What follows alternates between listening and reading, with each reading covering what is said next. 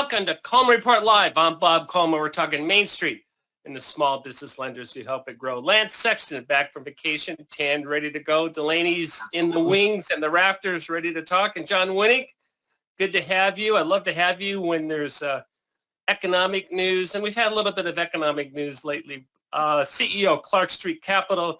John is the man you want to talk to if you have a portfolio where you want to sell some loans or buy some loans. How's your business doing, John?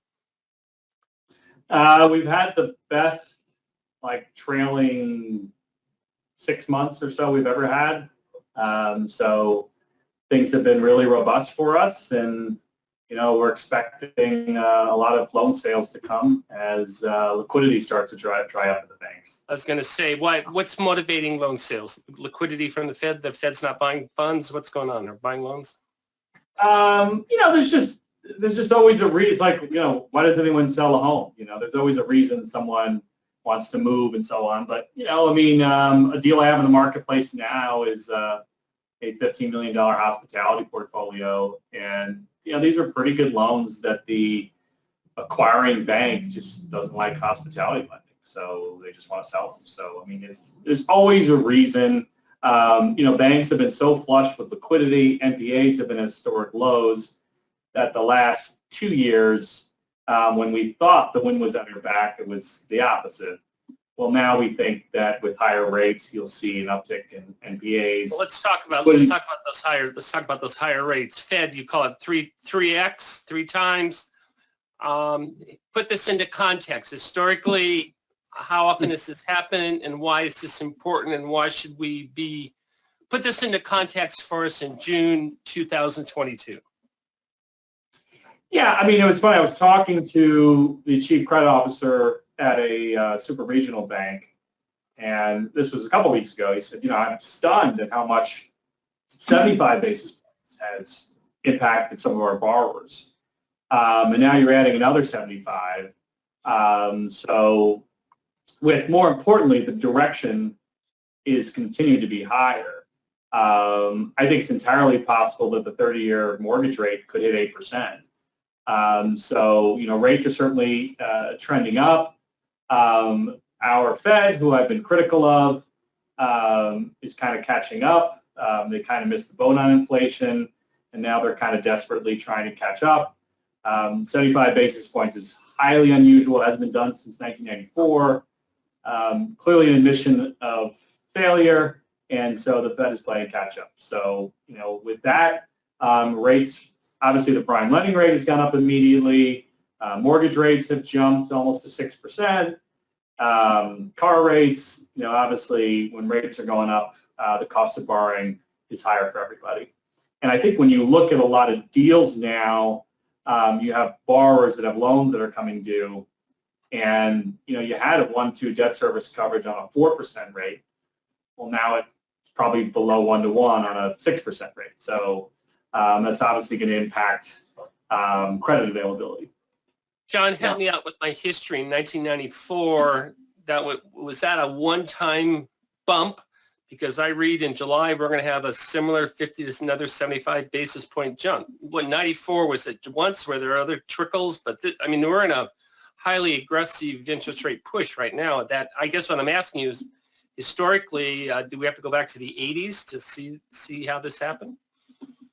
Yeah, I can't tell you offhand, whether that was a one-time thing or not. I'm sure anyone can look that up. But look, for most people, say under, my age or younger, anyone who started their career in the 2000s pretty much lived in an environment of either low to moderate interest rates or record low interest rates. I always say it's a great time to buy a home when there are high interest rates, because you probably pay a low price. And it seems like every 5 to 10 years, there's record low interest rates again. So you can always refinance when rates get low. So we really haven't had inflation as a headline in our economy since the early 80s. And this is very unique to people. People just, back in the 80s, the prime lending rate had to get up into the high teens. to get 21.5%. 21.5 at one point. December 22nd, 1980, but what do I know? Lance, Wow. going back at the envelope calculations, what's this doing Oh, to yeah, some borrowers' cash flow? You know, the thing that really stands out to me, yes, does inflation need to get under control? Absolutely. Did the Fed make mistakes along the way? No doubt. But the challenge that we have is what John said. If you did a deal last year and its debt service coverage ratio met SBA's 1.15, and now we're looking at, you know, just this 3/4 point bump on a $5 million loan makes a $3,000 plus increase when they re-amortize the payments. You know, not only do small businesses have higher cost of fuel, higher cost of employees, labor, basically higher cost of everything they do, you're going to tack $3,000 or $4,000 a month onto their loan payment. You know, something that was at a 1.15 last year probably is underwater, just like John said. So, Back servicing, Bob, I've been Go ahead, preaching this. Servicing and liquidation are going to get very important. Well, and back in 2008, 2009, we knew there was a window coming. There was, we knew we were in the bottom of a crater, but we knew everything pointed that we were going to get out of it fairly quickly. We don't have those same signals here, do we, John? I mean, when's this going to end? Yeah, I mean, my base case is we'll see a recession. I think it'll be a, you know, average recession. But I think the challenge is going to be the recovery is going to be similar to the 2008 recovery. In 2008, because the banks were messed up, it took a while. You didn't get the same boost you normally would get in a recession. As you could see from 2020, after a very severe quarter, you had this huge boom because the Fed cut rates basically to zero. Yeah. There was all this stimulus. Well, this time around, the Fed can't do it. I mean, even if we have a recession, inflation's still going to be an issue, still going to be in the rearview mirror, and you're not going to see the same springboard effect after this likely recession. Lance, what do you put on your chief credit officer hat? What do you want to see on a debt to service coverage ratio on an SBA 7? You know, Bob, mistakenly have said in the past several months you want to shock it at least 2%. Now I'm thinking you may need to shock it. We got the 2% shock in June and July, it looks like. Go ahead. It's already happened, so maybe you need to shock it up to 4 or 5%. Not rate. I'm talking about 4 or 5% above whatever the current rate is, just to see if they can still perform. You know, I sit and think about, Bob, in the early 80s when we did SBA loans at 21.5%. Think about the loans that I see come through today. Not a single one of them would cash flow at 21.5%. And there was also a reason why we had very little credit back in the 80s, but go ahead. Yeah, but still, long and short of it is I don't think it's something that small businesses are resilient. They'll figure it out, but it certainly is going to be a challenge. And, you know, John, I don't know how you feel, but the root cause seems to be petroleum. And how do they get control of that? Yeah, I mean, that's certainly part of it, certainly the Ukraine crisis. I mean, there are all these things that feed into it, supply chain issues. But, you know, I think the original sin here was we had these lockdowns, which severely crashed the economy, which required extraordinary stimulus. And once you have the stimulus, it's kind of hard to say, okay, that's enough. And, you know, unfortunately, our Fed cheered every single stimulus bill. And of course, President Biden had to have his own. So, you know, it's a variety of factors. It appears to be pervasive. I had one of the articles in my band report was very interesting. We talked about the millennial subsidy. Yes. And Define that and talk about that. I found that fascinating. so millennials and the rest of us benefited from, the tech companies of the past 5 to 10 years. The Ubers, the Lyfts, the DoorDashes were basically, because of the low interest rates, they were giving away products at a loss. And so an Uber ride, and I'm in the South Loop of Chicago to, say, River North, would have been $4 or $5 back in 2019. Now, that same ride today is $20. And the reason for that is you had all these tech companies with very patient investors with low interest rates that were just trying to be the next Amazon. And so they were basically beating each other up and offering their product at a loss. Well, now with higher rates, the market is saying to these tech companies, you have to put up or shut up, and you got to make money. And consequently, you're seeing, a lot of the things that are part of the millennial are lifestyles, Uber, the price of DoorDash and Uber Eats and so on. All that is going upward and making, your lifestyle more expensive. I loved in your article with the band report. By the way, if you're not on his list, get on his list. It's good stuff that he does every Thursday. Amazon, and I forgot it was a 10-year slog before they turned their first profit. And you're saying venture capital, Silicon Valley investors, they're not going to give anybody 10 years these days. Well, I think Amazon was both a great role model and a bad role model. I think that to lose money for so long and it for all to work out is a pretty remarkable thing. I actually read the first Amazon book, and it's a fascinating story.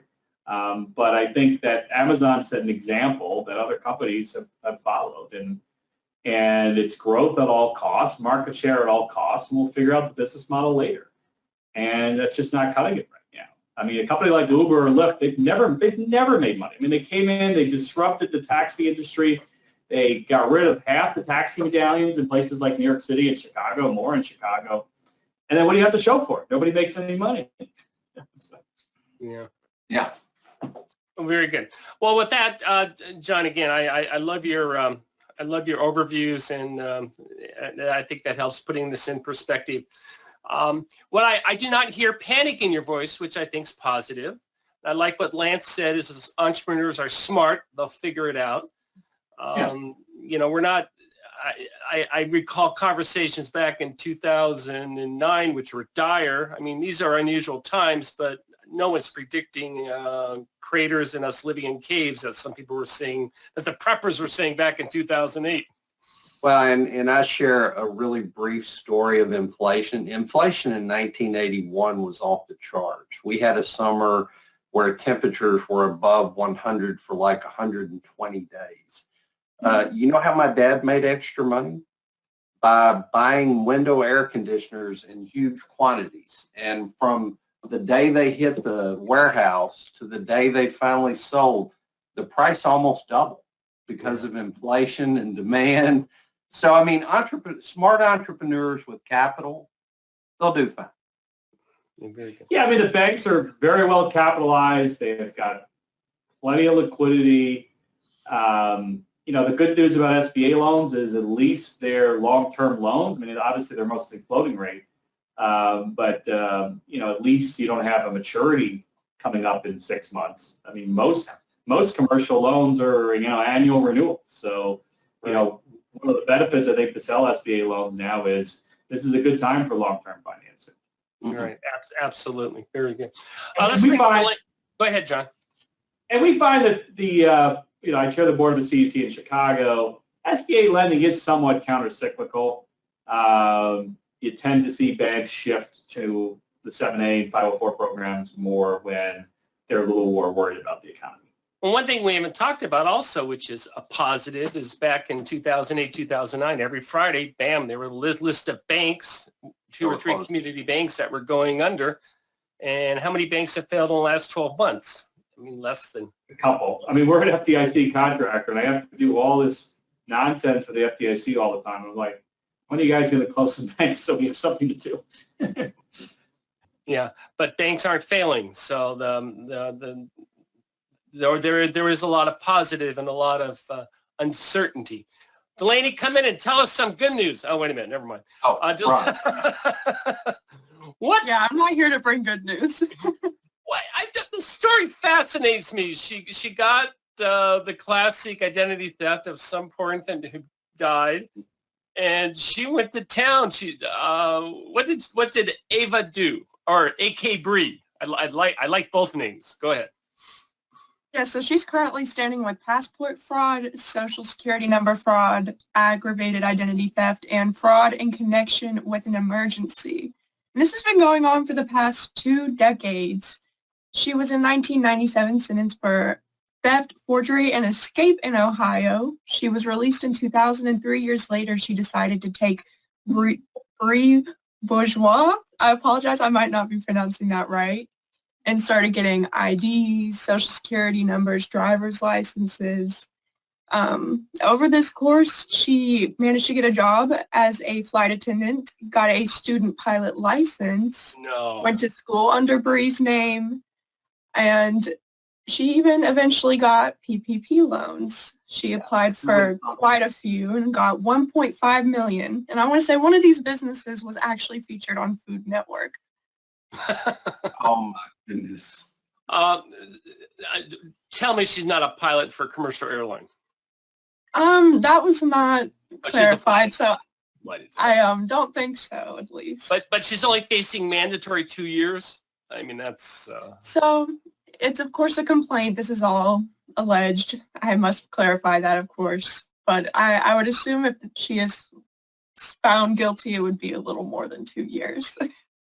Yeah, I think this is one, Bob, they're going to go after for a longer sentence because stealing a infant's information, that's terrible.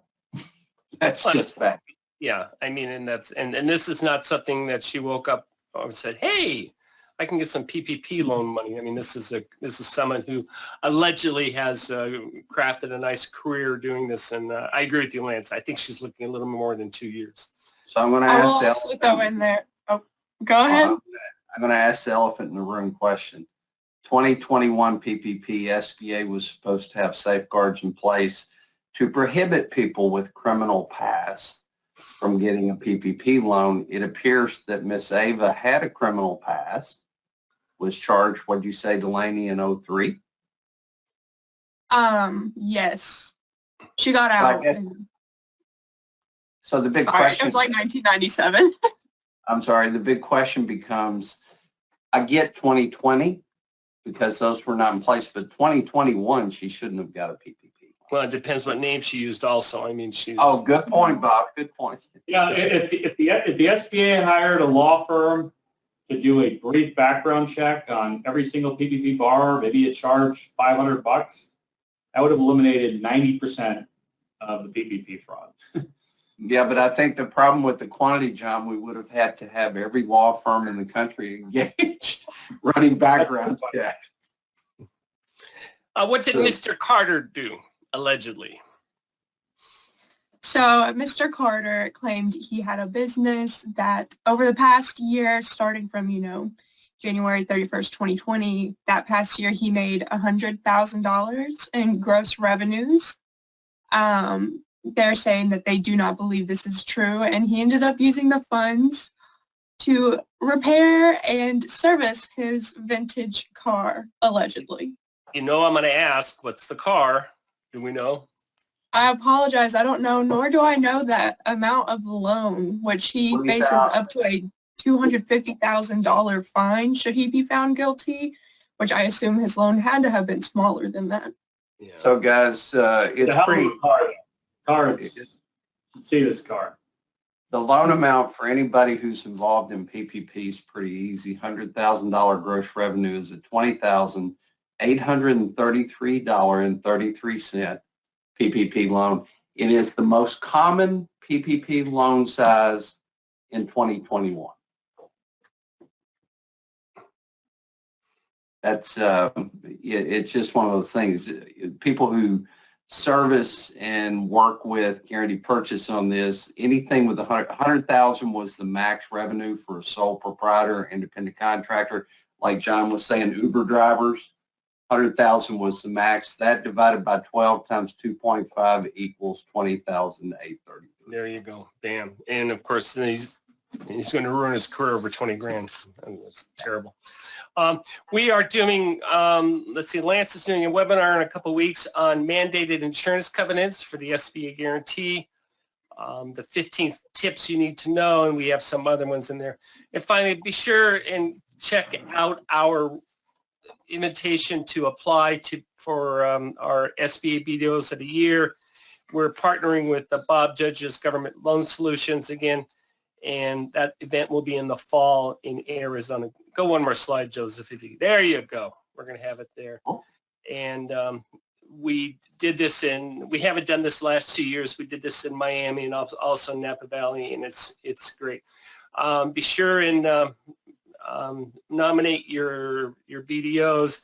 And what we do is we have prior winners mull them over. So it's a great event, and it's a high honor. So be sure and take care of that.